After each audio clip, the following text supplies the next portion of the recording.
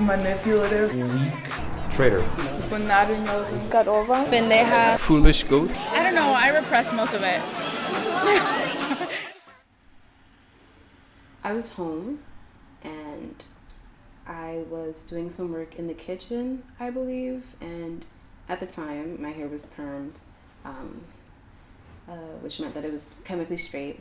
And I remember I was cleaning the kitchen, putting away dishes, and my father came home. He was expecting friends that day, and I had my hair up and my roots were sort of coarser because it was growing out.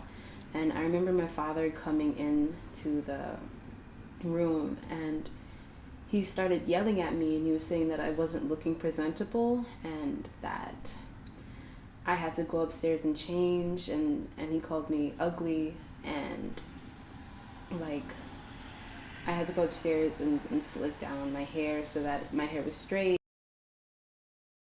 I was visiting my dad. I have scheduled visitation with my father every other Sunday, and it was one Sunday where I went with him, and he follows my Instagram, like my parents are like, they know about like everything that I post and everything, and he saw something where I was wearing like a cropped shirt.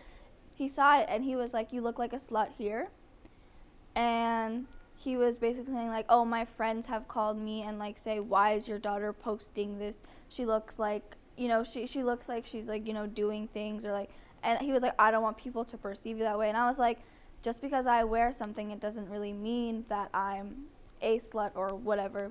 And I don't think that people should perceive me that way, and I don't really care what people think about me. If your friends say things like that, you should say, "Well, my daughter is not a slut, so it does not really matter." When I was 10 or like younger, I was really obese. And my dad is obese, so I never really thought there was something wrong with it. There was nothing to question if I looked bad or not in my body, or if I felt uncomfortable with it. It wasn't until my mom started to lose weight herself, and she started to feel better about herself. But in terms of that, she started to put me down, saying that I should take care more of myself, or with like derogatory terms like, that you don't look good in your clothing because of the way you are, that if this would fit you better if only you were a little bit more skinnier, that how is it that you feel comfortable if you look like a pig? My dad was very absent when I was younger. It was mostly because of work, but he missed like my elementary school graduation, like student government speeches and all that stuff. And when he did re-enter my life, sort of, it was a bit more rocky, I guess.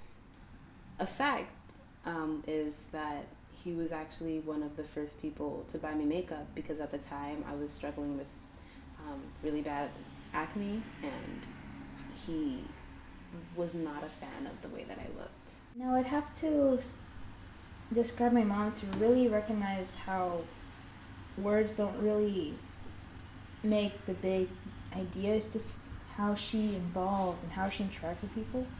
She has really high expectations over herself, including how she presents with people, how she views herself physically, and her kids and everyone around her is like an extension of that. Like, if we're not perfect, she isn't. That was very painful. It was hard. Yeah, it was really, really hurtful. I think he just comes, my dad, it's like he's not doing it with malicious intent. He just comes out of a place of like anger and impulse. So when he like says things, he doesn't actually mean it. He's just saying it because he's angry at the time. And then he reflects back on it and realizes that it's not good, but it's still like, it's not really an excuse.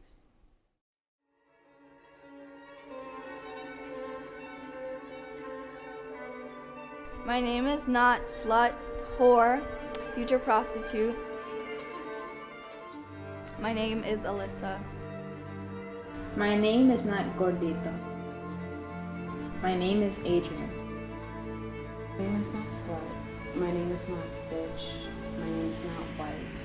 My name is not snob. My name is Destiny.